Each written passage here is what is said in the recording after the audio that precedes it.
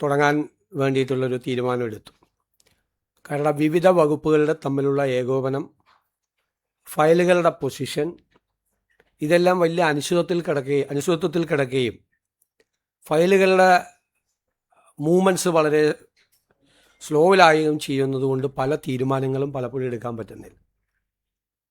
നമ്മൾ മുൻകൂട്ടി വാഗ്ദാനം ചെയ്തിരുന്നത് പോലെയുള്ളൊരു ഡാറ്റ ഡ്രിവൺ ഗവേണൻസിലേക്ക് ഗവൺമെൻറ് ചലിക്കുകയാണ്. വളരെ വേഗത്തിൽ എല്ലാ വകുപ്പുകളെയും ഏകോപിപ്പിച്ചുകൊണ്ട് ഓരോ വകുപ്പുകളിലും നടക്കുന്ന കാര്യങ്ങൾ കൃത്യമായി അറിയാനുള്ള സംവിധാനം, അതാത് വകുപ്പുകളിലും മുഖ്യമന്ത്രിയുടെ ഓഫീസിലും ചീഫ് സെക്രട്ടറിയുടെ ഓഫീസിലുമെല്ലാം ഓരോ ഫയലുകളുടെയും പൊസിഷൻ അറിയാവുന്നതിന് വേണ്ടിയിട്ടുള്ളൊരു പുതിയ സംവിധാനമാണ്, ഏകോപനമാണ് വിവിധ വർക്ക്. പ്രോജക്റ്റിൻ്റെ കാര്യത്തിലും ഈ ഏകോപനം ഉണ്ടാകും, പ്രോജക്റ്റ് മാപ്പിംഗ് ഉണ്ടാകും. എവിടെയെല്ലാം ഏതെല്ലാം വകുപ്പുകളുടെ കീഴിൽ സംസ്ഥാനത്തുടനീളം നടക്കുന്ന പ്രോജക്റ്റുകളുടെ മാപ്പിംഗ്, എന്തായിരിക്കും പൊസിഷൻ എന്ന് കൃത്യമായി അറിയാനുള്ള ഒരു സംവിധാനം കൂടി ഏർപ്പെടുത്തും. ഞങ്ങളുടെ പ്രാഥമികമായ പരിശോധനയിൽ കോടിക്കണക്കിന് രൂപയാണ് പ്രോജക്റ്റ് നടപ്പാക്കുന്നതിലെ കാലതാമസം മൂലം സംസ്ഥാന ഖജനാവിൽ നിന്ന് നഷ്ടപ്പെടുന്നത്.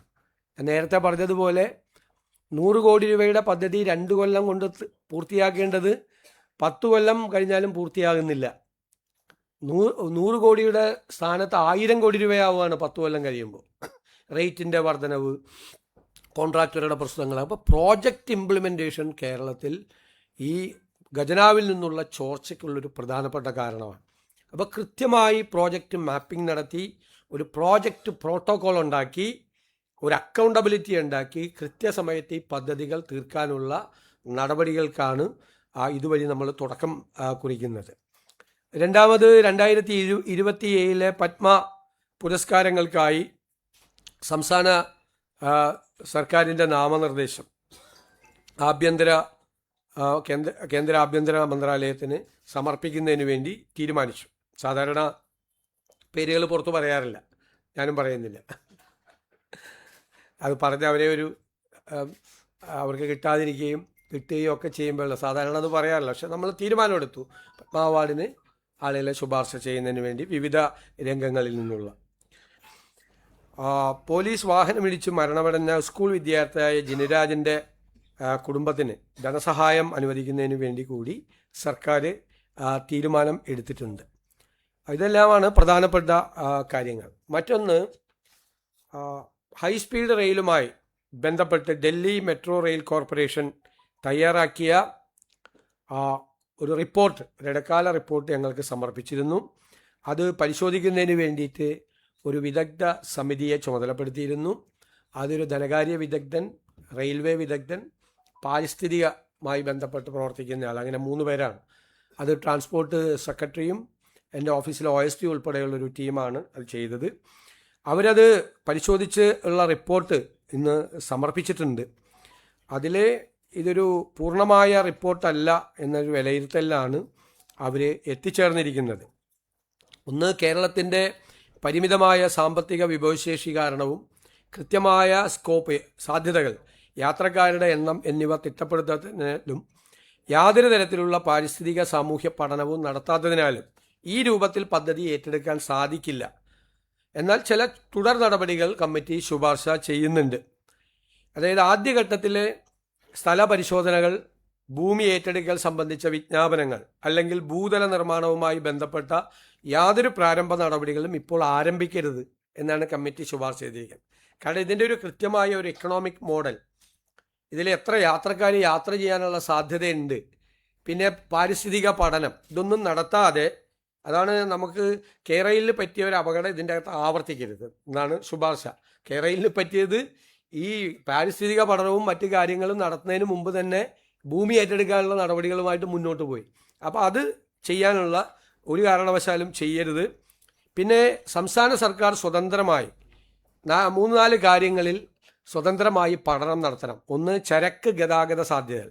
ഇതിപ്പോൾ പാസഞ്ചേഴ്സിന് ട്രാവൽ ചെയ്യാൻ വേണ്ടിയിട്ടുള്ളതാണ് ഈ ട്രാക്ക് ഇപ്പോൾ പ്രപ്പോസ് ചെയ്തിരിക്കുന്നത്. നമ്മൾ തുറമുഖാധിഷ്ഠിത വികസനത്തെക്കുറിച്ചും വിമാനത്താവള അധിഷ്ഠിത വികസനത്തെക്കുറിച്ചും ഒക്കെ പറയുമ്പോൾ ഈ ലോജിസ്റ്റിക്സ് മൂവ്മെൻ്റ് ഇല്ല ഇതിൻ്റെ അകത്ത്. അപ്പോൾ ആ ലോജിസ്റ്റിക്സ് മൂവ്മെൻ്റ് ഇല്ലാതെ പാസഞ്ചേഴ്സ് ട്രെയിൻ കൊണ്ട് മാത്രം ഇത് നമുക്ക് വരുമാനവും നമ്മൾ ചിലവാക്കുന്ന പണം അത് തിരിച്ചടയ്ക്കാനും ഒക്കെയുള്ളൊരു പ്രശ്നത്തിലേക്ക് നമ്മൾ പോകും എന്നുള്ളതൊരു പ്രശ്നമാണ് അവർ തന്നിരിക്കുന്നത്. ബദൽ മാർഗങ്ങൾ എന്താണ് എന്നത് വിശകലനം നടത്തണം. ഭൂമിയുടെ ലഭ്യത, അപ്പോൾ അതിനെക്കുറിച്ചുള്ള കൃത്യമായ കണക്കുകൾ ഈ റിപ്പോർട്ടിലില്ല. നിലവിലുള്ളതും ഭാവിയിൽ വികസിക്കപ്പെടുന്നതുമായ മെട്രോ, തുറമുഖ, ഉൾനാടൻ ജലഗതാഗത സംവിധാനങ്ങളുമായിട്ടുള്ള സംയോജനം, ഇത്തരം കാര്യങ്ങൾ പഠിക്കണം എന്നാണ് പറഞ്ഞിരിക്കുന്നത്. ഈ പഠനങ്ങൾ യഥാർത്ഥ ആവശ്യകതയും പദ്ധതിയുടെ വിശാലമായ ബഹുമുഖ സാമ്പത്തിക പ്രാധാന്യവും തെളിയിച്ചാൽ മാത്രമാണ് DPR തയ്യാറാക്കുന്ന അടുത്ത ഘട്ടത്തിലേക്ക് കടക്കാൻ പാടുള്ളൂ എന്നാണ് കമ്മിറ്റിയുടെ ഏകകണ്ഠമായിട്ടുള്ള റിപ്പോർട്ട്. ആ റിപ്പോർട്ട് വിശദമായി പഠിച്ചതിന് ശേഷം ഗവൺമെൻറ് അതിലുള്ള നടപടികൾ കൈക്കൊള്ളും. അല്ല, അതല്ല, നമ്മളിത് പഠിക്കട്ടെ. നമ്മളിപ്പോൾ ഇവർ സമർപ്പിച്ച റിപ്പോർട്ടിലെ ശുപാർശകൾ ഇതാണ് പ്രധാനമായിട്ട്. കാരണം അതൊരു നല്ല ഇക്കണോമിക് മോഡലല്ല ഇപ്പം തന്നിരിക്കുന്നത്. കാരണം ഇത് പാസഞ്ചേഴ്സ് മാത്രമാണ് പോകുന്നത്, ലോജിസ്റ്റിക്സ് മൂവ്മെൻ്റ് ഇല്ല. നമുക്ക് ലോജിസ്റ്റിക്സ് മൂവ്മെൻറ്റ് വേണം. നമ്മൾ കടലിൽ കൂടി ലോജിസ്റ്റിക്സ് മൂവ്മെൻറ്റ് ആലോചിക്കുന്നു, റെയിലിൽ കൂടി കൊണ്ടുപോയാൽ തന്നെ നമ്മുടെ ഈ റോഡിലെ ജനസാന്ദ്രത, ഈ വാഹനങ്ങളുടെ സാന്ദ്രത നമുക്ക് കുറയ്ക്കാൻ പറ്റും. മാത്രമല്ല ഒരു നമുക്ക് ഇപ്പോൾ എടുക്കുന്ന കടം വലിയ തുക വരും, അതും കൃത്യമായി കണക്കാക്കിയിട്ടില്ല. വലിയ തുക വരുന്നത് നമ്മൾ ബാങ്ക് ലോണും മറ്റു കാര്യങ്ങളും മറ്റ് ബിസിനസ് മോഡലിലല്ലേ ചെയ്യാൻ പറ്റുള്ളൂ. ചെയ്തു കഴിഞ്ഞാൽ അത് തിരിച്ചടയ്ക്കാൻ വേണ്ടിയിട്ടുള്ള വരുമാനം പോലും ഇതിൻ്റെ അകത്തുനിന്ന് കിട്ടാത്തൊരു സാഹചര്യം വരും. യാത്രക്കാരുടെ എണ്ണം പോലും കൃത്യമായിട്ട് തിട്ടപ്പെടുത്തിയിട്ടില്ല. ഒരു അപൂർണമായ റിപ്പോർട്ടാണെന്നാണ് ഇടക്കാല സമിതിയുടെ ഇത്. സർക്കാർ ഇതിനെ സംബന്ധിച്ച് സർക്കാർ ഒന്നുകൂടി ആലോചിച്ച് ഇതിൻ്റെ ബദൽ മാർഗങ്ങളും മറ്റു കാര്യങ്ങളും ആലോചിക്കും. അല്ല, അത് സർക്കാർ പഠിക്കും. അവരോട് ഈ ഡൽഹി മെട്രോ റെയിൽ കോർപ്പറേഷനോട് ഒരുപാട് കാര്യങ്ങൾ അവർ ചോദിച്ചിരുന്നു. ഈ കമ്മിറ്റിയുടെ പ്രവർത്തനത്തിൻ്റെ ഭാഗമായി അവർ ക്വസ്റ്റനെയർ അയച്ചു കൊടുക്കുകയും ഒരുപാട് കാര്യങ്ങൾ അവർ ചർച്ച ചെയ്യുകയും ചെയ്തു. പക്ഷെ അപൂർണമായൊരു റിപ്പോർട്ടാണ്. ഈ റിപ്പോർട്ടിൻ്റെ അടിസ്ഥാനത്തിൽ ഒരു തീരുമാനം ഗവൺമെൻറ് എടുക്കരുത് എന്നാണ് റെക്കമെൻഡേഷൻ. അല്ല, അതിവേഗ റെയിൽപാത സാധ്യമായ കാര്യങ്ങൾ, ഒന്ന് പാരിസ്ഥിതികമായ കാര്യം വളരെ പ്രധാനപ്പെട്ട ഒരു വിഷയമാണ്. ഒന്ന് അതിൻ്റെ സാമ്പത്തികമായ, ഞങ്ങൾ ആ രണ്ട് കാര്യത്തിലാണല്ലോ കേരളയിലിനെ എതിർത്തത്. അതൊരു എൻവയൺമെൻറ്റ് ഡിസാസ്റ്റർ ആയിരിക്കും എന്നാണ് നമ്മൾ പറഞ്ഞത്. അപ്പം ഞങ്ങളത് പറഞ്ഞിട്ട് ഞങ്ങൾ വന്ന് വേറൊരു എൻവയൺമെൻറ്റ് ഡിസാസ്റ്റർ തുടക്കം കുറിക്കാൻ പറ്റില്ല. പിന്നെ അത് കേരളത്തിൻ്റെ സമ്പദ് വ്യവസ്ഥയ്ക്ക് കാര്യമായ ആഘാതം ഏൽപ്പിക്കാതെ കേരളത്തിൻ്റെ സമ്പദ് വ്യവസ്ഥയെ കുറേ കൂടി ഉത്തേജിപ്പിക്കുന്ന തരത്തിലുള്ളൊരു പ്രോജക്റ്റ്, കേരളത്തിൻ്റെ ജോഗ്രഫി എല്ലാം നോക്കിക്കൊണ്ടുള്ള ഒരു പ്രോജക്റ്റ് ആയിട്ട് മാത്രമേ അത് നടപ്പാവൂ. അതിൻ്റെ ഇല്ലില്ല, നമ്മളിത് അതിനുള്ള റെയിൽവേ കോമ്പിറ്റൻസ് നമുക്കില്ലല്ലോ. ഇതിനുള്ളത് അത് വേറൊരു ഏജൻസിക്ക് അത് ചെയ്യാൻ പറ്റുള്ളൂ. സംസ്ഥാന സർക്കാർ റോഡ് പണിയുന്നത് പോലെ അല്ലെങ്കിൽ വേറെ പാലം പണിയുന്നത് പോലെയുള്ള റെയിൽ പണിയാൻ വേണ്ടിയിട്ടുള്ളൊരു സംവിധാനം സംസ്ഥാന സർക്കാരിനില്ല.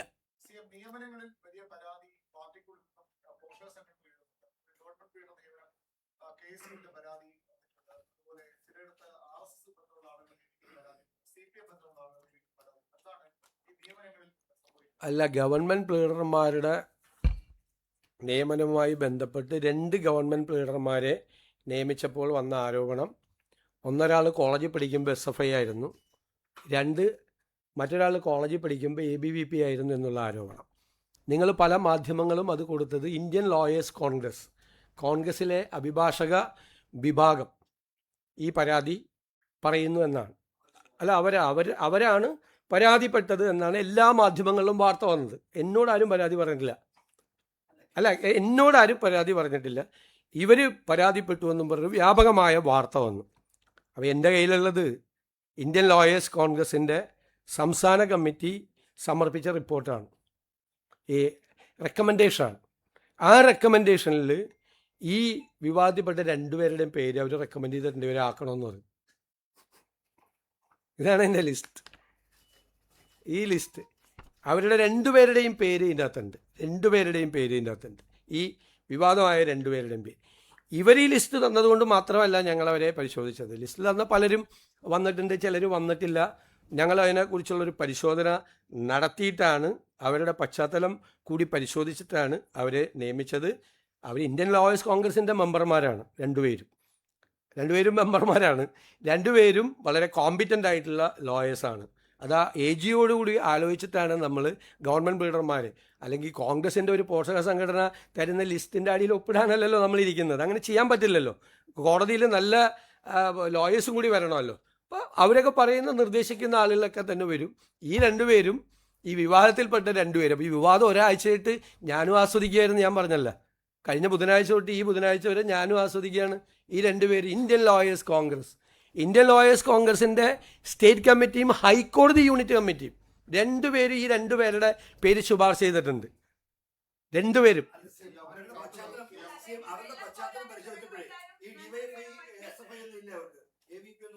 അല്ല, അതല്ലല്ലോ, അവർ ഇന്ത്യൻ ലോയേഴ്സ് കോൺഗ്രസിൻ്റെ മെമ്പർമാരാണ്. CPM-ൽ നിന്ന് വന്ന 5 പേര് സ്ഥാനാർത്ഥികളായിരുന്നു അസംബ്ലിയിൽ, BJP-യിൽ നിന്ന് വന്ന ഒരാൾ.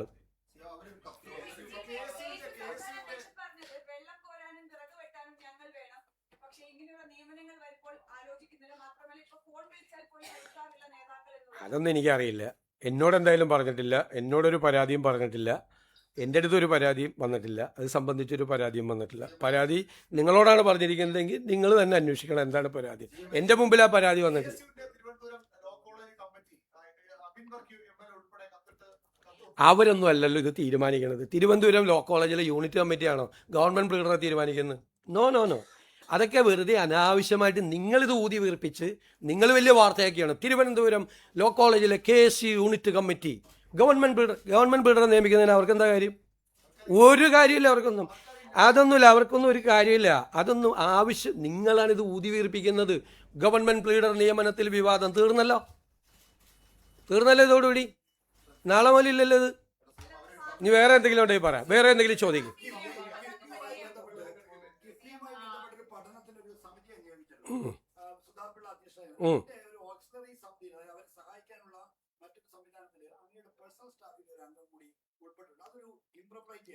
എന്താ ഇപ്പോൾ കുഴപ്പം? എൻ്റെ പേഴ്സണൽ സ്റ്റാഫിലെ അംഗം അവർക്ക് ആവശ്യമായ ഡീറ്റെയിൽസ് കൊടുക്കുന്നതിന് വേണ്ടിയിട്ടാണ്, കംപ്ലീറ്റ് ആയിട്ടുള്ള ഡീറ്റെയിൽസ് കൊടുക്കുന്നതിന് വേണ്ടിയിട്ടാണ്.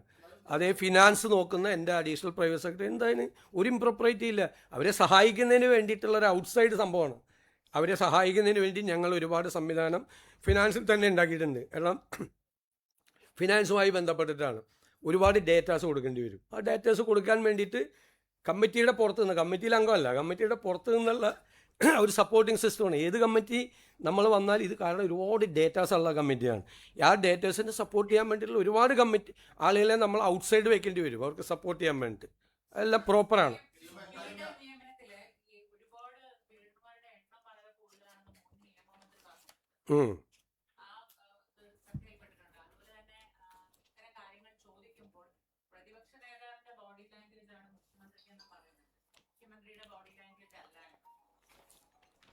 ഞാൻ P. രാജീവ് എൻ്റെ ബോഡി ലാംഗ്വേജിനെ കുറിച്ചൊരു ആരോപണം ഉന്നയിച്ചത് ഞാൻ ശ്രദ്ധിച്ചു. അദ്ദേഹം ഒരു ബുദ്ധിജീവിയാണ്, വലിയ പ്രഭാഷകനാണ്, ചിന്തകനാണ്, എഴുത്തുകാരനാണ്. ഞാൻ അതൊന്നുമല്ല. ഞാനൊരു സാധാരണ നാട്ടിൻപുറത്തുകാരനാണ്. തമാശ കേൾക്കുമ്പോൾ ചിരിക്കുകയും സങ്കടം വരുമ്പോൾ കരയുകയും ദേഷ്യപ്പെടുമ്പോൾ പൊട്ടിത്തെറിക്കുകയൊക്കെ ചെയ്യുന്നൊരു സാധാരണക്കാരനാണ്. എൻ്റെ ബോഡി ലാംഗ്വേജ് ചിലപ്പോൾ അദ്ദേഹത്തിന് ഇഷ്ടപ്പെട്ട് കാണില്ല, കാരണം അദ്ദേഹത്തിൻ്റെ ശൈലി അല്ല എൻ്റെ ശൈലി. പിന്നെ അദ്ദേഹം പറഞ്ഞ കാര്യം, അതായത് ഗവൺമെൻറ് പ്ലീഡർമാരുടെ എണ്ണം കൂട്ടിയെന്നാണ്. 17/7/2017 ഒന്നാം പിണറായി സർക്കാർ 5 സ്പെഷ്യൽ GP-മാരെയും 5 GP-മാരെയും നിയമിച്ചു. അന്ന് AK ബാലനാണ് നിയമമന്ത്രി, കൂടുതലായി നിയമിച്ചു.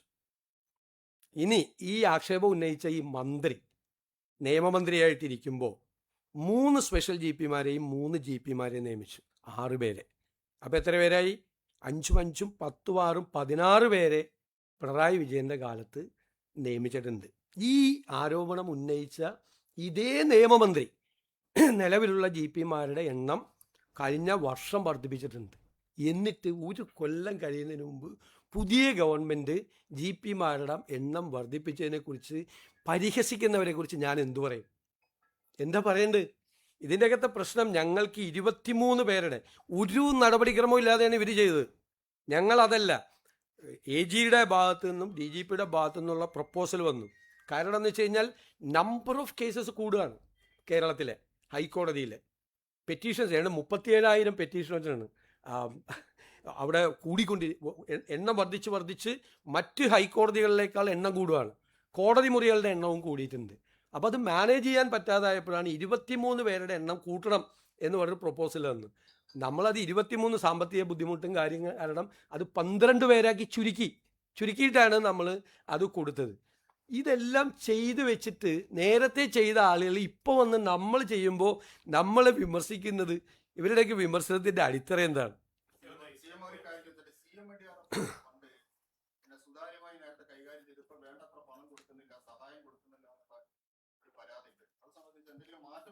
ആർക്കാ ആർക്കാ ചികിത്സാ സഹായം? അതൊക്കെ ആ മുഖ്യമന്ത്രിയുടെ ദുരിതാശ്വാസ നിധിയിൽ നിന്ന് മുഖ്യമന്ത്രിക്ക് കൊടുക്കാനുള്ള അധികാരമുണ്ട്. അത് നേരത്തെ നിലവിലുള്ള ഒരു ഫോമിൽ വില്ലേജ് ഓഫീസർ സൈൻ ചെയ്ത് ചികിത്സിക്കുന്ന ഡോക്ടർ സൈൻ ചെയ്ത് പ്രോപ്പറായിട്ടുള്ള ഡോക്യുമെൻറ്റ്സ് വന്നാൽ ചിലപ്പോൾ ചെയ്യേണ്ടി വരും. മറ്റത് ചിലത് എല്ലാം ഓൺലൈനിലായിരുന്നു. ചില കേസ് അർജൻറ്റായിട്ട് ചെയ്യേണ്ടി വരും. ഓൺലൈനിൽ ഒരു അപേക്ഷ കൊടുത്താൽ ചിലപ്പോൾ 1 കൊല്ലമൊക്കെ പിടിക്കും ഇത് കിട്ടാൻ വേണ്ടിയിട്ട്. ചില കേസ് അർജൻറ്റായിട്ടുള്ള സർജറി നടത്തേണ്ട കേസ്, ട്രാൻസ്പ്ലാന്റ് നടത്തേണ്ട കേസ്, അങ്ങനെയാണ്. പേപ്പറിൽ മറ്റേ പണ്ട് ഏതോ സർക്കാരിലൊരു മന്ത്രി മറ്റേ സിഗരറ്റിൻ്റെ കൂടിൽ എഴുതി കൊടുത്ത പോലെ ഒന്നും ഞാൻ ചെയ്യില്ല.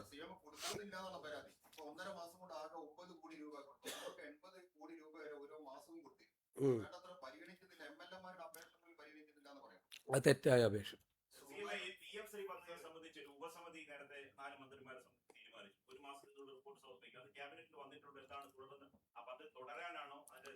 ക്യാബിനറ്റിൽ വന്നിട്ടില്ല, അടുത്ത ആഴ്ചത്തെ ക്യാബിനറ്റിൽ വരും.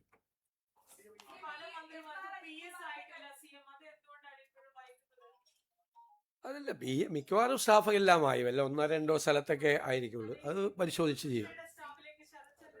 അത് പരിശോധിച്ച് ചെയ്യും.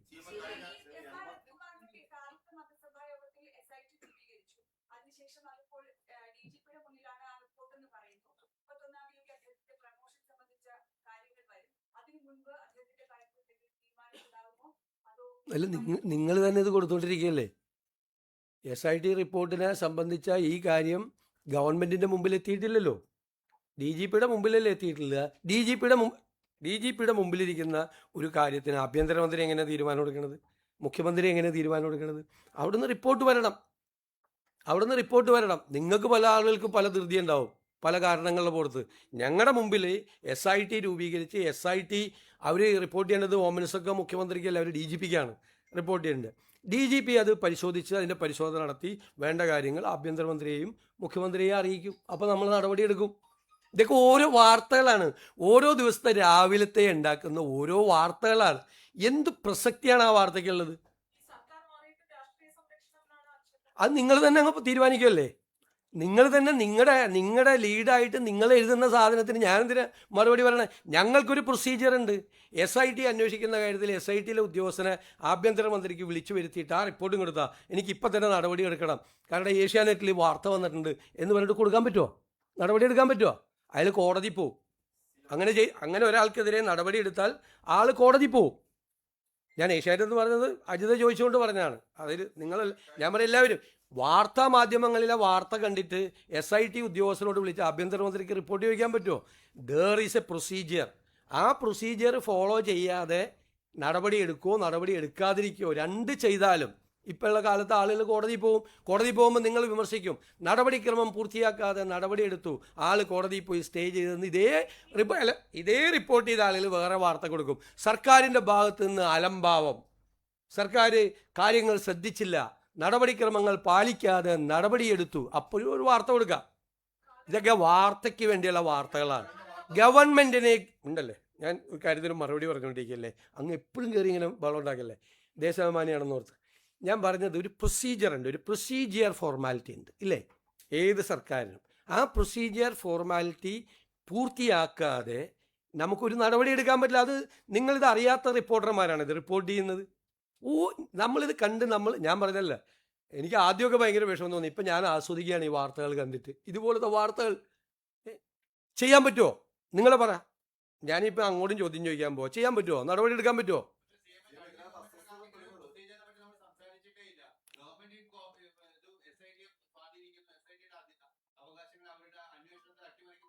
ആ SIT അല്ലല്ലോ ഇത്, അത് ഹൈക്കോടതി വെച്ച SIT അല്ല. അത് ഇതും തമ്മിൽ വല്ല ബന്ധമുണ്ടോ ഈ ചോദ്യത്തിന്? അത് ഹൈക്കോടതി വെച്ച SIT ആണ്. ഇത് ഗവൺമെൻറ് ക്യാബിനറ്റ് യോഗം ചേർന്ന് തീരുമാനിച്ച് നടപടിയെടുത്ത് അവിടെ വച്ചിരിക്കുന്നതാണ്. അതിൻ്റെ റിപ്പോർട്ട് കിട്ടട്ടെ. അങ്ങ് പറഞ്ഞ ചോദ്യവും ഈ സംഭവമായിട്ട് വല്ല ബന്ധമുണ്ടോ? അല്ല അങ്ങ് പറഞ്ഞ കാര്യവും ഈ സംഭവം വല്ല അല്ല പ്ലീസ് ഞാൻ പറയട്ടെ വല്ല ബന്ധമുണ്ടാ? വേറെ വല്ല ചോദിക്കും.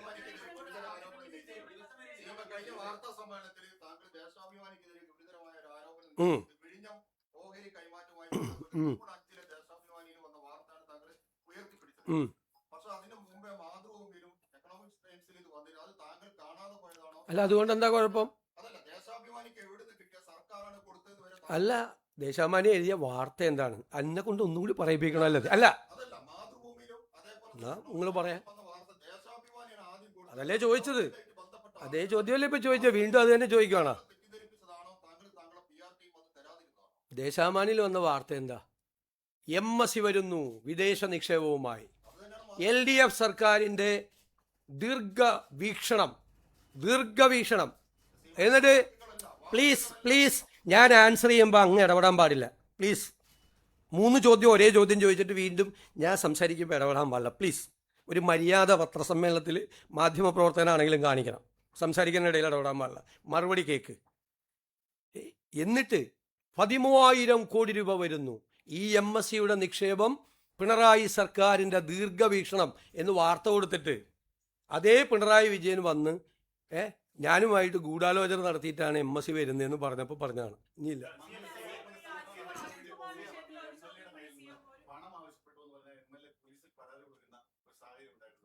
മന്ത്രിസഭ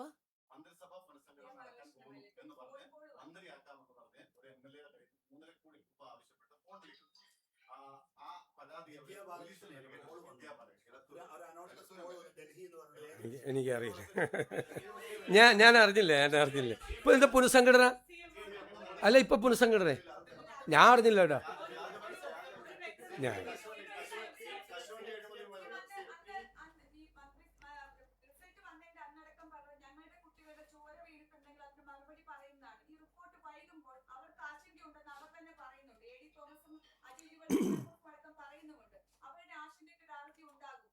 ഏത് റിപ്പോർട്ട് എവിടെ വൈകിയെന്നാണ് നിങ്ങൾ തീരുമാനിച്ച പോരാ? ഇത്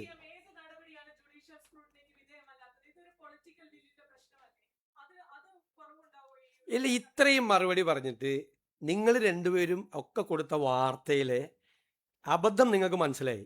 അല്ലല്ല, അബദ്ധമാണ് നിങ്ങൾ കൊടുത്ത വാർത്ത. പറഞ്ഞല്ലോ, എക്സ്പ്ലെയിൻ ചെയ്തല്ലോ.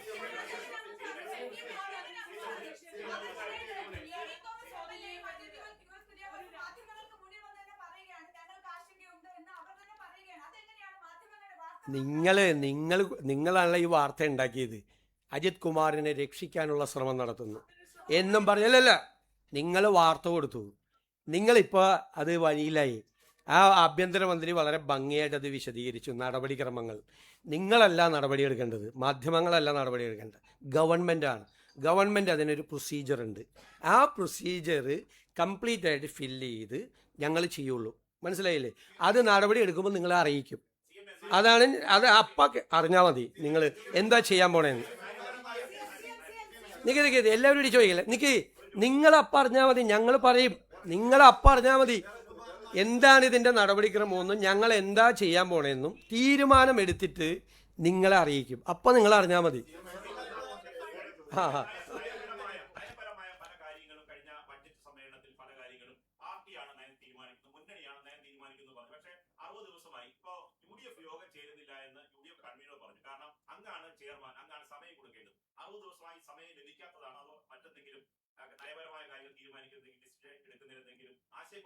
കൈരളിൽ നിന്ന് വന്ന നിർഭനായ LDF യോഗം ചേരാത്തതിനെ പറ്റി ഒരു പരാതിയില്ല.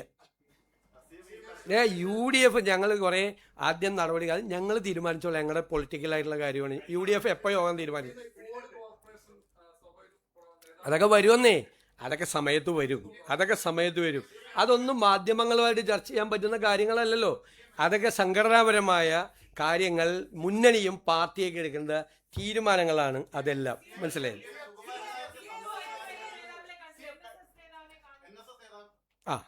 ഇനി അടുത്തത് വേറൊരു പഴയ മന്ത്രി പറയുന്നത് കേട്ടു. ഞാൻ ഹിന്ദു കയറി ഇറങ്ങിയാണ് BJP നേതാക്കൾ മുഖ്യമന്ത്രിയുടെ ഓഫീസ്. ഹിന്ദു ഐക്യവേദിയുടെ നേതാക്കൾ എന്നെ കാണണം എന്നാവശ്യപ്പെട്ടു. ഞാൻ അവർക്ക് സമയം കൊടുത്തു. അവർ വന്ന് കാണാൻ പറഞ്ഞു. അത് പബ്ലിക് കാണുന്ന സമയത്താണ് അവരെ വന്ന് എന്നെ കണ്ടത്. ഞാൻ അവരെ മുറിയിൽ കയറ്റിയിരുത്തി കണ്ടു. അതിൽ രണ്ടുപേരെ എനിക്കെതിരായിട്ട് നിരന്തരമായ വ്യാപകമായ പ്രചരണം നടത്തിയിരുന്ന ആളുകളാണ്. ഞാൻ അവരുടെ പേര് കണ്ടപ്പോൾ അവരെ കാണാൻ പറ്റില്ല എന്ന് ഞാൻ പറയാമോ? അവരെന്നെ കണ്ട് അവർക്കൊരു നിവേദനം നൽകാൻ വന്നതാണ്. നിവേദനം നൽകി. ഇന്നലെ നമുക്ക് ഗവൺമെൻറ്റിനെതിരായി സമരം നടത്തിക്കൊണ്ടിരിക്കുന്ന NGO യൂണിയൻ നേതാക്കൾ, ഗസറ്റഡ് ഓഫീസേഴ്സ് അസോസിയേഷൻ്റെ നേതാക്കൾ, അധ്യാപക സംഘടന GPMൻ്റെ KSTയുടെ നേതാക്കൾ കാണാൻ വന്നു. ഞാൻ ഇവരെ ഇരുത്തിയ അതേ കസേരയിൽ തന്നെ അവരെയും ഇരുത്തി അവരുമായിട്ട് സംസാരിച്ചു. ഞാൻ കോൺഗ്രസിൻ്റെയും UDFൻ്റെയും മാത്രം മുഖ്യമന്ത്രിയാണോ? കേരളത്തിലെ മുഖ്യമന്ത്രിയല്ലേ? എന്നെ കാണാൻ വരുന്നവരോട് ഞാൻ നിങ്ങളെ കാണില്ല എന്ന് പറയാമോ? ഞാൻ അത് ചെയ്താലല്ലേ തെറ്റ്? പിന്നെ പഴയ മന്ത്രിയായിരുന്ന ശ്രീ റിയാസാണ് പറഞ്ഞത് ഇവിടെ കയറി ഇറങ്ങാണെന്ന് പറഞ്ഞു. അദ്ദേഹത്തിനോട് എൻ്റെ മറുപടി, ഞാൻ ഒളിച്ചല്ല കണ്ടത്. പിണറായി വിജയൻ ചെയ്തതുപോലെ RSS നേതാക്കളെ വേറെ കാറിൽ പോയി മസ്കറ്റ് ഹോട്ടലിൽ പത്രക്കാരെയൊക്കെ മാറ്റി നിർത്തി ആരെ അറിയാതെ ഒളിച്ചല്ല കണ്ടത്. അതാണ് റിയാസിനുള്ള മറുപടി. ഒളിച്ചല്ല കണ്ടത്, രഹസ്യമായിട്ടല്ല കണ്ടത്. ഇവിടെ നൂറുകണക്കിന് ജനങ്ങൾ കാണാൻ വേണ്ടി വരുന്ന കൂട്ടത്തിൽ അവർ നേരത്തെ പറഞ്ഞു, അവർ വന്ന നിവേദനം അവർ തന്നു, അവരുമായി സംസാരിച്ചു. ഇതൊക്കെ എനിക്ക് തോന്നുന്നു ഞാൻ അവർക്ക് ഒരു അനുമതി നിഷേധിച്ചാലാണ് അത് വാർത്ത, അല്ലേ? അനുമതി നിഷേധിച്ചാലാണ് വാർത്ത.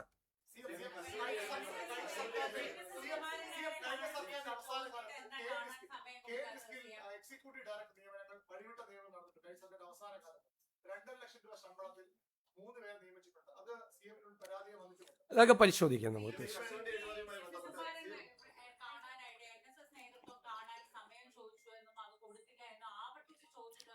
തെറ്റായ വാർത്തയാണ്. അദ്ദേഹം എൻ്റെ പ്രൈവറ്റ് സെക്രട്ടറിയെ വിളിച്ചിരുന്നു.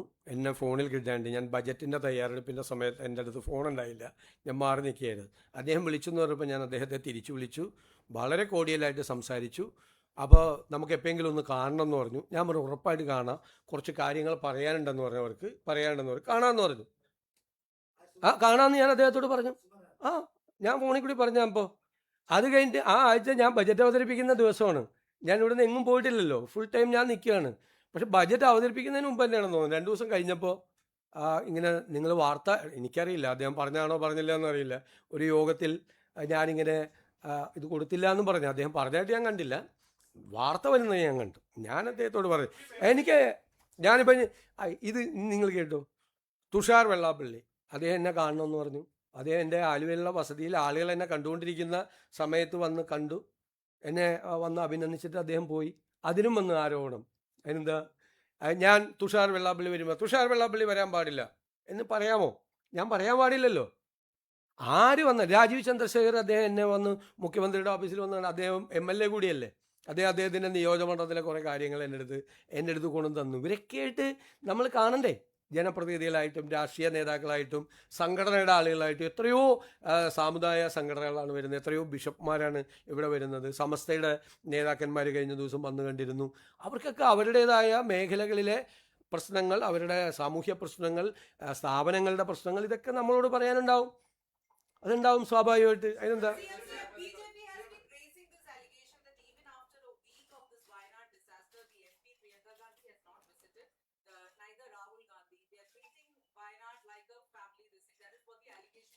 hello, these leaders were out of station, they couldn't come there. We have implemented all our programs there in Wayanad. Today in the cabinet, I appreciated Revenue Minister Anil Kumar and Agriculture Minister Shri T. Siddiq for the work they have done. നമുക്കറിയാലോ, സാധാരണ ഇത്രയും ദുരന്തങ്ങളുണ്ടായ body പോലും 2 ദിവസം കഴിയുമ്പോൾ തെരച്ചിൽ കഴിഞ്ഞ് അവസാനിപ്പിക്കും. ഇത് 8 പേരുടെ ബോഡി റിക്കവർ ചെയ്തു. അവരുടെ ബന്ധുക്കൾ സംസ്ഥാനത്തിന് പുറത്തുനിന്നുള്ളവരാണ്. അവരിവിടെ വന്ന് അവരെ പ്രത്യേകമായി താമസിപ്പിച്ചു. ഞാൻ അവരെ പോയി കണ്ട് ആശ്വസിപ്പിച്ചു. അവർ ബോഡി തിരിച്ചു കൊണ്ടുപോകാനുള്ള സംവിധാനങ്ങൾ ഭംഗിയായിട്ട് ഏർപ്പെടുത്തി. അവിടുത്തെ റീഹാബിലിറ്റേഷൻ, പുനരധിവാസം ഭംഗിയായിട്ട് ചെയ്തു. അപകട മേഖലയിൽ നിന്ന് ആളുകളെ മുഴുവൻ ഷിഫ്റ്റ് ചെയ്തു. അപകടം സംഭവിക്കാൻ സാധ്യതയുള്ള ആളുകളിൽ നിന്ന് കമ്പനിയുമായി, ഈ കൊങ്കൺ റെയിൽവേയുമായും അവരുടെ സബ് കോൺട്രാക്ടറായ ദിലീപ് കോൺ കമ്പനിയുമായും നമ്മുടെ മന്ത്രിമാർ ചർച്ച ചെയ്ത് ഗവൺമെൻറ് കൊടുത്ത നഷ്ടപരിഹാരം കൂടാതെ അതിനേക്കാൾ കൂടിയ നഷ്ടപരിഹാരം കമ്പനിയെ കൊണ്ട് കൊടുപ്പിക്കാൻ ധാരണയാക്കി. അവരുടെ ഇൻഷുറൻസ് അടക്കമുള്ള തുകകൾ അവർക്ക് കൊടുക്കാനുള്ള സംവിധാനം ഉണ്ടാക്കി. അവരുടെ ബോഡി എംബാം ചെയ്ത് കൊച്ചിയിലെത്തിച്ച് പ്രത്യേക വിമാനത്തിൽ അവരുടെ നാട്ടിൽ എത്തിച്ചു. മുഴുവൻ നടപടിക്രമങ്ങളും വളരെ ഭംഗിയാക്കി ഗവൺമെൻറ് 2 മന്ത്രിമാരുടെ നേതൃത്വത്തിൽ ജില്ലാ ഭരണകൂടം ഉൾപ്പെടെയുള്ള ആളുകൾ ഒരുമിച്ച് നിന്നുകൊണ്ട് പൂർത്തിയാക്കി.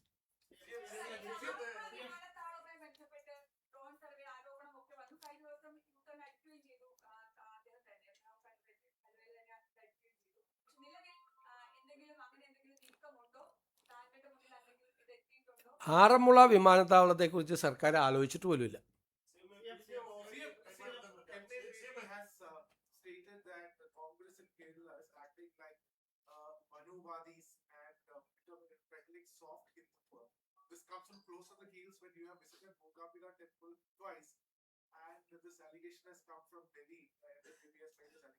How can he say that when I am going for Mookambika temple, it is my personal right? I have a constitutional right to believe in the God. How can he say that that is soft Hindutva? I have been going to Mookambika for the last 37 years, from 90 onwards. I am a devotee of Kollur Mookambika. I am a devotee of Kollur Mookambika. I am very happy to say that. For the last 37 years, I have been visiting there for darshan. ഞാൻ മുഖ്യമന്ത്രി ആയിക്കൊണ്ട് പോകായിരുന്ന മോശമല്ലേ? ഇവരെ ഏത് ലോകത്തേക്കാണ് പോകണത്? ക്ഷേത്രങ്ങളിൽ പോകുന്നത്, ആരാധിക്കാൻ പോകുന്ന എല്ലാവരെയും അപമാനിക്കുമല്ലേ? അങ്ങനെയാണെങ്കിൽ അദ്ദേഹം അങ്ങനെ പറഞ്ഞിട്ടുണ്ടെങ്കിൽ അദ്ദേഹം ചെയ്തത് ആണോ? നിങ്ങളെല്ലാവരും പോകുന്നവരിൽ, ഇതിവിടെ ഇരിക്കുന്നവരിൽ ഭൂരിഭാഗം ഞായറാഴ്ച പള്ളിയിൽ പോകുന്നവരും ക്ഷേത്രങ്ങളിൽ പോകുന്ന ആളുകളും വെള്ളിയാഴ്ച ജുമാ നമസ്കാരത്തിൽ പോകുന്ന ആളുകളും അല്ലേ? അത് പോകാൻ പാടില്ലേ? അതൊക്കെ ഞാൻ മുഖ്യമന്ത്രി ആയതുകൊണ്ട് ഞാൻ ആളുകളെ ഇനിയില്ല, ഞാൻ ഒരിടത്തും പോവില്ല എന്ന് പറയാമോ? ഇതൊക്കെ ഇവർക്കൊന്നും പറയാനില്ല. സ്വന്തം പാർട്ടിയിലെ സ്ഥിതി അവർക്കറിയാം.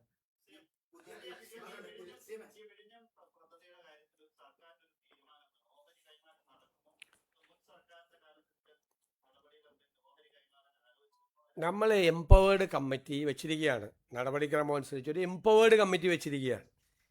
സംസ്ഥാനത്തിൻ്റെ ഒരു താല്പര്യവും ഹനിക്കുന്ന ഒരു തീരുമാനവും ഈ ഗവൺമെൻറ് എടുക്കില്ല. സംസ്ഥാനത്തിൻ്റെ താല്പര്യങ്ങൾ സംരക്ഷിച്ചുകൊണ്ടുള്ള തീരുമാനമേ വരുള്ളൂ. ധൃതി പിടിക്കേണ്ട ഒരു ആവശ്യമില്ല ഈ കാര്യത്തിൽ. കാരണം ഇതിനകത്ത് 2 ആസ്പെക്റ്റ് ഉണ്ട്. ഒന്ന് സെക്യൂരിറ്റി ആസ്പെക്റ്റ് ഉണ്ട്. അത് കേന്ദ്ര ഗവൺമെൻറ്റാണ് നടപടിക്രമങ്ങൾ പൂർത്തിയാക്കി അറിയിക്കേണ്ടത്. അത് അറിഞ്ഞു കഴിഞ്ഞാൽ നമ്മുടെ തീരുമാനം നമുക്ക് എടുത്ത് ചെയ്യാം. ഇനി ഇവർ വലിയ ഡീലാണ് മറ്റാണെന്നൊക്കെ ഇങ്ങനെ പറയുവാനുള്ള നമ്മളൊന്നും ചെയ്തിട്ടില്ലല്ലോ, ഒരു തീരുമാനം എടുത്തിട്ടില്ലല്ലോ. കഴിഞ്ഞ പ്രാവശ്യം ചെയ്ത അറിയാമോ? ഇവർ ചെയ്ത പരിപാടി അറിയാമോ? 2019 ഇത് തീർക്കേണ്ടിയിരുന്നത്. കരാറ് കൺസെഷൻ എഗ്രിമെൻ്റ് അനുസരിച്ച് തീർന്നില്ലെങ്കിൽ 2024 തീരുള്ളൂ. ഇവർ കൺസെഷൻ എഗ്രിമെൻറ്റിൽ അമെൻമെൻറ്റ് വരുത്തി. ആര്? പിണറായി സർക്കാർ 5 വർഷം കൂടി നീട്ടിക്കൊടുത്തു. 5 വർഷം നീട്ടിക്കൊടുക്കുമ്പോൾ 40 വർഷം ഇത് നടപ്പാക്കാനുള്ള അവകാശം 45 വർഷമാക്കി കൊടുക്കുകയാണ് ചെയ്തത്. 40 എന്നുള്ളത് 45ആയി. ഈ കൺസെഷൻ എഗ്രിമെൻറ്റിൽ ഒരു ക്ലോസ് ഉണ്ടായിരുന്നു. ഇവർ വൈകിയാൽ ഒരു ദിവസം ഇവർ 12 ലക്ഷം കൊടുക്കണമെന്ന്. 12 ലക്ഷം 5 കൊല്ലം വൈകിയപ്പോൾ അവർ കൊടുക്കേണ്ട സർക്കാരിന് പെനാൽറ്റി, പീനൽ പ്രൊവിഷനാണ്, കൊടുക്കേണ്ട തുക 219 കോടിയാണ്. ഒറ്റ പൈസ ഇതെല്ലാം ഒഴിവാക്കി കൊടുത്തവർ. 2 ഘട്ടമായി എല്ലാം ഒഴിവാക്കി കൊടുത്തു. അതെന്ത് ഡീലായിരുന്നു?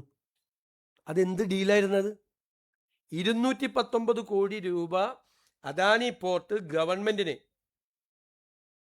നഷ്ടപരിഹാരം, ഈ പീനലായിട്ട് ഈ വൈകിയതിന് ഒരു ദിവസം 12 ലക്ഷം രൂപ വെച്ച് 5 കൊല്ലം 1825 ദിവസം ഇൻറ്റു 12 ലക്ഷം ഒന്ന് കൂട്ടിയേ കാൽക്കുലേറ്ററിൽ. 219 കോടി രൂപ. ഞാൻ കാൽക്കുലേറ്ററിൽ നോക്കിയതാണ്. 219 കോടി രൂപ കൊടുക്കണമായിരുന്നു. എന്ത് പ്രളയം, കോവിഡ്? നഷ്ടപരിഹാരം കൊടുക്കണമെന്നാണ്. പ്രളയം കോവിഡ് എത്ര നാളുണ്ടായിരുന്നു? അല്ല, പ്രളയം കോവിഡ് എത്ര നാളുണ്ടായിരുന്നു? അല്ലല്ല ഞാൻ പറയട്ടെ. അല്ലല്ല, ഇവർ ചോദിച്ചതിന് ഞാൻ മറുപടി പറയട്ടെ. പ്രളയവും കോവിഡും എത്ര നാളുണ്ടായിരുന്നു? 1 മാസം പ്രളയം, വേണമെങ്കിൽ ഒരു 4 മാസം കോവിഡ്, ആയിക്കോട്ടെ 5 മാസമല്ലേ. 5 കൊല്ലത്തേക്കുള്ള ഇളവാണ് കൊടുത്തത്, 5 വർഷത്തേക്ക്. ന്യായീകരിക്കല്ലേ, 5 വർഷത്തേക്ക് 219 കോടി രൂപ. അത് കുറച്ചാൽ മതിയായിരുന്നു, 150 കോടി ആക്കിയാൽ മതിയായിരുന്നു. ആ കോവിഡിൻ്റെ കാലവും മറ്റത് ഒഴിവാക്കിയാൽ മതിയായിരുന്നു. അവർക്ക് ഒഴിവാക്കി കൊടുക്കുകയാണ്. എന്നിട്ടൊരു 43 കോടി രൂപ പിന്നെ കൊടുക്കണം, 43 കോടി രൂപ പിന്നെ കൊടുക്കണമെന്ന് പറഞ്ഞു. അതും കൊടുത്തില്ല, അതും അവർ തന്നില്ല. അതും ആൾക്ക് വയബിലിറ്റി ഫണ്ടിൽ അഡ്ജസ്റ്റ് ചെയ്ത് കൊടുത്തു. അല്ല, ആരാണ് ഡീല്? ഇപ്പം ഇവരെ ഡീലിനെ കുറിച്ച് പറയട്ടെ. ഈ ഡീല് നടത്തിയ പരിചയം കൊണ്ടാണോ ബാക്കിയുള്ളവരെ അധിക്ഷേപിക്കാൻ വേണ്ടിയിട്ട് ഇവർ വന്നിരിക്കുന്നത്? അല്ല, ഇതിനൊക്കെ മറുപടി പറയണമല്ലോ. എന്തിനാണ് കൺസെഷൻ എഗ്രിമെൻറ്റിൽ ഞങ്ങളൊന്നും ചെയ്തില്ലല്ലോ, ഒന്നും ചെയ്യാതെ നിങ്ങളെ കൂടി ആഘോഷിക്കല്ലേ? വിഴിഞ്ഞത്ത് അത് ചെയ്തു ഇത് ചെയ്തു എന്ന് പറഞ്ഞ് ആഘോഷിക്കല്ലായിരുന്നാ? കുറേ ദിവസം ആഘോഷിക്കും. ഞങ്ങളൊന്നും ചെയ്തില്ലല്ലോ, ഒരു നടപടിയും ഇതുവരെ തീരുമാനം എടുത്തിട്ടില്ലല്ലോ. അതിലവിടെ ചോദിച്ചത് എന്ത് തീരുമാനം എടുക്കും? തീരുമാനം എംപവേർഡ് കമ്മിറ്റിയുടെ റിപ്പോർട്ട് വരും. ഞങ്ങൾ പറഞ്ഞിട്ടുണ്ട് സ്റ്റേറ്റിൻ്റെ ഇൻട്രസ്റ്റ്, സ്റ്റേറ്റിന് ഏതാണ് ഇൻട്രസ്റ്റ് അത് പ്രൊട്ടക്ട് ചെയ്തുകൊണ്ടുള്ള തീരുമാനം എടുക്കും.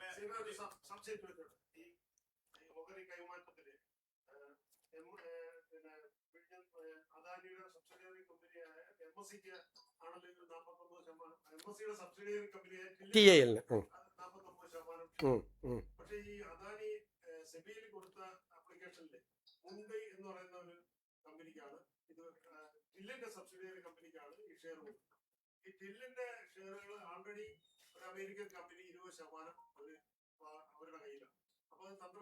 അല്ല, അതല്ലേ എംപവേർഡ് കമ്മിറ്റി പരിശോധിക്കുകയല്ല. എംപവേർഡ് കമ്മിറ്റി പരിശോധിക്കും. തന്ത്രപ്രധാനമായ കാര്യങ്ങളും സെക്യൂരിറ്റി കാര്യങ്ങളും പരിശോധിക്കേണ്ടത് കേന്ദ്ര ഗവൺമെൻറ്റാണ്. മിനിസ്ട്രി ഓഫ് ഹോം അഫയേഴ്സും മിനിസ്ട്രി ഓഫ് ഷിപ്പിംഗാണ് അത് പരിശോധിക്കേണ്ടത്. നമ്മൾ സ്റ്റേറ്റിൻ്റെ ഇൻട്രസ്റ്റാണ് നമ്മൾ പ്രൊട്ടക്റ്റ് ചെയ്യേണ്ടത്. അപ്പോൾ പ്രതിപക്ഷ നേതാവ് കൺസെഷൻ എഗ്രിമെൻറ്റ് വായിക്കാതെയാണ് ആരോപണം ഉന്നയിച്ചത്. അല്ല, പ്ലീസ് ലെറ്റ് മീ കംപ്ലീറ്റ്. നിങ്ങൾ എത്ര ചോദ്യം ചോദിച്ചു? എന്താ പറഞ്ഞത് പ്രതിപക്ഷ നേതാവ് പറഞ്ഞത് ഇവിടെ കുത്തക വരും. ആരുടെ?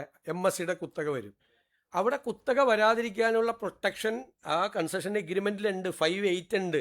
ഇവിടെ കോമൺ യൂസർ ഫെസിലിറ്റി വേണം, മോണോപ്പൊളി പാടില്ല എന്നാണ്. കോമൺ യൂസർ ഫെസിലിറ്റി വേണം. നമ്മുടെ കൺസെഷൻ എഗ്രിമെൻറ്റിൽ അത് പ്രൊട്ടക്റ്റ് ചെയ്തിട്ടുണ്ട്, ആ ക്ലോസ് പ്രൊട്ടക്റ്റ് ചെയ്തിട്ടുണ്ട്. നമ്മൾ സ്റ്റേറ്റിൻ്റെ താല്പര്യത്തിന് വിഘാതം എന്തെങ്കിലും ഉണ്ടോ, നമ്മളിതിന് അനുമതി കൊടുത്താൽ ഒന്ന് പരിശോധിച്ച് കൃത്യമായി പരിശോധിച്ചിട്ടേ തീരുമാനം എടുക്കുകയുള്ളൂ. പിന്നെ ഞങ്ങൾ തീരുമാനം എടുക്കുന്നതിന് മുമ്പ് ഞങ്ങൾ എടുക്കാൻ പോണ തീരുമാനം ഇതായിരിക്കും, ഞങ്ങൾ ഇങ്ങനെയായിരിക്കും എടുക്കാൻ പോകണമെന്നൊക്കെ നിങ്ങൾ ഊഹത്തിൽ വാർത്ത കൊടുത്തു. അതാണ് അജിത് കുമാറിൻ്റെ കേസിൽ നിങ്ങൾ കൊടുത്തുകൊണ്ടിരിക്കുന്ന വാർത്ത. അതുപോലെ തന്നെയാണ് ഞങ്ങൾക്ക് ഒരു റൈറ്റ് ഉണ്ട്, മനസ്സിലായ? നിങ്ങൾ റിപ്പോർട്ടർമാരോ അല്ലെങ്കിൽ മാധ്യമങ്ങളോ ഇക്കാര്യത്തിൽ എല്ലാ തീരുമാനം ഞങ്ങളെല്ലാം ഞങ്ങൾ എടുക്കുന്ന തീരുമാനം തെറ്റാണെങ്കിൽ നിങ്ങൾ പറഞ്ഞോ, ശരിയാണെങ്കിലും പറയുമല്ലോ നിങ്ങൾ തെറ്റാണെന്ന്. അതൊക്കെ പറഞ്ഞു, അതൊക്കെ നിങ്ങളുടെ അവകാശം. തീരുമാനം ഇതാണ് സർക്കാർ എടുക്കാൻ പോകുന്നത്, ഇങ്ങനെ തീരുമാനം എടുക്കാം സർക്കാർ പോവുകയാണെന്നൊന്നും നിങ്ങൾ പറയല്ലേ. അതിനുള്ള അവകാശമെങ്കിലും ഞങ്ങൾക്ക് താ ദേവി.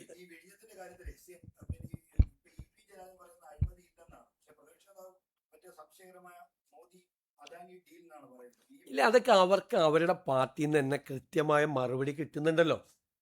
വിഴിഞ്ഞത്തെ MD മാറ്റിയത് എന്തിന്? മാറ്റിയതുകൊണ്ടൊരു കുഴപ്പമില്ലെന്ന് ഏറ്റവും സീനിയർ ആയിട്ടുള്ള CPM നേതാക്കന്മാർ പറഞ്ഞില്ലേ? വിഴിഞ്ഞത്തിലെ അനാവശ്യമായ ആരോപണങ്ങൾ ഉന്നയിക്കരുത് എന്ന് സീനിയർ CPM നേതാക്കന്മാർ തന്നെ പറഞ്ഞില്ലേ?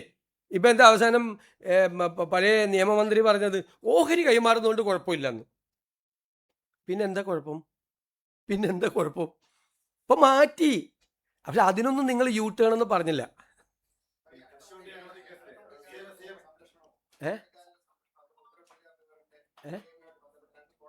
എങ്ങനെ?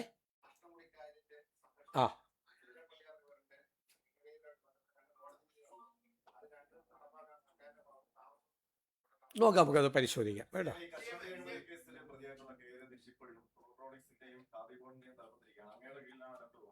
നോക്കാം, അത് നമ്മൾ നോക്കാം, നമുക്ക് ആലോചിക്കാം.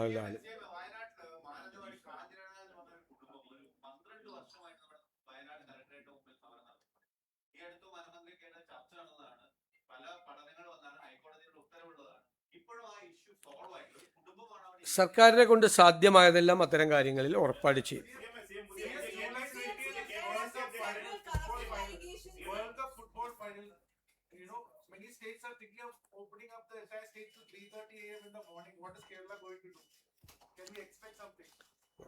വെയിറ്റ്,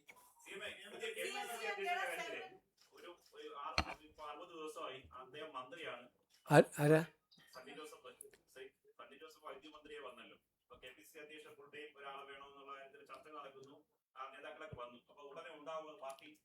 ഒക്കെ സംഘടനാപരമായ തീരുമാനമല്ലേ. ആദ്യം നിങ്ങൾ അവരോട് പറഞ്ഞു ആ പ്രതിപക്ഷ ഉപനേതാവിനെ തീരുമാനിക്കാൻ പറ. അതിൻ്റെ ഞങ്ങൾ KPC പ്രസിഡന്റിനെ തീരുമാനിക്കാം. അതൊന്നും ഞങ്ങൾ നോക്കിയിരിക്കുക ആരാ പ്രതിപക്ഷ ഉപനേതാവ് എന്ന്.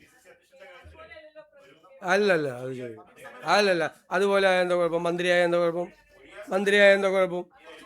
അല്ല അവിടെ ആവാം, അത് കുഴപ്പമില്ല. ഇടയ്ക്ക് ആ ചോദ്യം കൂടിയൊക്കെ ഒന്ന് ചോദിക്കേ. ആ അത് ചോദിക്കൂലല്ലോ, ആകെ ചോദിക്കാമല്ലോ. അല്ല അത് ഞങ്ങളുടെ സംഘടനാപരമായ കാര്യമല്ലേ, അതെനിക്ക് കൈരളിയോട് പറയേണ്ട ആവശ്യമില്ലല്ലോ. ഞങ്ങളുടെ സംഘടനാപരമായ കാര്യം ഞങ്ങൾ എന്ത് ചെയ്യാൻ പോകുന്നു, KPC പ്രസിഡന്റ് എപ്പോഴാണ് തീരുമാനിക്കുന്നത്, ആരായിരിക്കും KPCC പ്രസിഡന്റ് എന്ന് എനിക്ക് പറയാൻ പറ്റുമോ? ആ ചോദ്യം ശരിയല്ലല്ലോ, ആ ചോദ്യത്തിന് ഒരു ഇംപ്രോപ്പറേറ്റി ഉണ്ട്. ഞാൻ അതിനെ ആൻസർ ചെയ്യാൻ പറ്റുമോ? എന്നിട്ട് അത് വിവാദമാക്കാനേ ഞാൻ എന്തെങ്കിലും ആൻസർ ചെയ്തിട്ട് ഞാൻ അതിലൊന്നും വീഴില്ല. അത്രയും ചോദ്യങ്ങൾ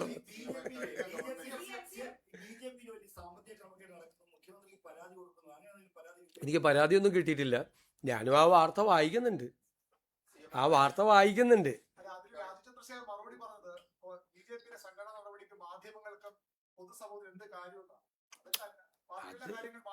കംപ്ലൈന്റ് വന്നാൽ അപ്പോൾ നമുക്ക് നോക്കാം. പരാതി ആരെങ്കിലും പറഞ്ഞു കഴിഞ്ഞാൽ നമുക്ക് അപ്പോൾ ആലോചിക്കാം. നമ്മുടെ മുമ്പിൽ പരാതിയില്ല. അത് വന്നിട്ടുണ്ടെങ്കിൽ അവർ പോലീസ് പരിശോധിച്ച് വേണ്ടത് ചെയ്യും. ഒരു ആക്ഷേപം വന്നു കഴിഞ്ഞാൽ പോലീസ് പരിശോധിച്ച് ചെയ്യും. അല്ല അത് വാർത്തകൾ ഇങ്ങനെ വരുമല്ലേ, നിങ്ങൾ കുറച്ചുകൂടി കൊണ്ടുപോവാ പുറത്തേക്ക്.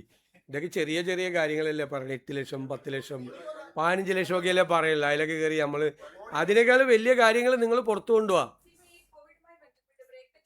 കുറച്ചുകൂടി അങ്ങോട്ട് ഈ മൈക്രോസ്കോപ്പിക് ലെൻസ് കുറച്ച് അങ്ങോട്ടൊക്കെ ഒന്ന് ആ CPM-ന്റെ അവിടെ കുറച്ച് ഇപ്പുറത്തൊക്കെ ഒന്ന് വെക്കി. ഇങ്ങോട്ട് മാത്രം വെച്ചുകൊണ്ടിരിക്കല്ലേ.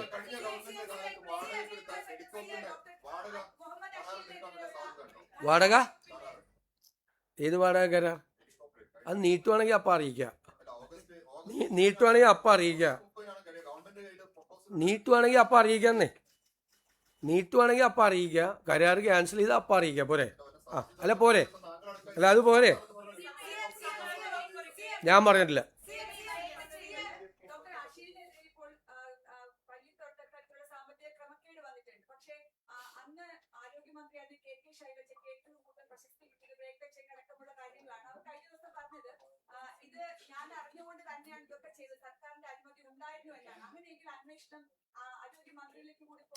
വരട്ടെ, അതൊക്കെ പരിശോധിച്ചുകൊണ്ടിരിക്കുകയല്ലേ.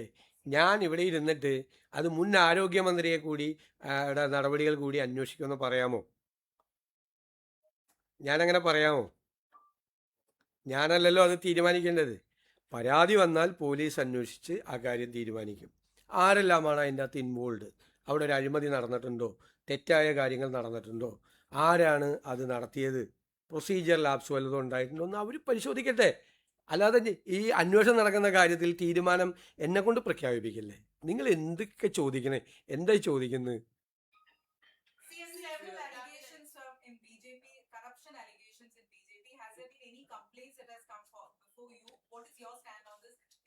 I don't know. I will examine whether the police has received some complaints or not. I will check. I don't know. BJP is talking about a corruption free, and they have been saying again and again that both the LDF and UDF is corrupt. At that time, such allegations are coming. What do you have to say on that? Let us check what is happening there. Can you also brief us the cabinet briefings in English, please? Cabinet briefings in English, the cabinet decisions in English, the high-speed rail. High-speed rail, the DMRL, Delhi Metro Rail Corporation, has submitted a project before the government. The government appointed a expert committee, including environment, railway and financial expert. They submitted a report before the government today. They are recommending that the report submitted by the DMRL is incomplete. There was no environment impact study. One thing. Second, there is no economic model in this project. And they have not studied about the viability and feasibility of the project. Fourth, only passenger services are included in the proposal. when the government declared a policy to develop various ports and airports, the connectivity and logistics is very important. There is no mention about the logistics in this proposal. So this is an incomplete proposal. Government themselves have to examine various factors. Before preparing a DPR, government should not go for land acquisition and freezing of the land and other proceedings. So before preparing the DPR, the government has to examine various factors, the financial viability, the environment impact, and a number of passengers, possible number of possible passengers, and the possibility for the logistics. All these factors should be examined. Then only, if the government satisfied with all these facts, then only the government can direct the DMRL for preparing a detailed project report. This is the recommendation. Okay? മതി ദൂരം നേരെ മതി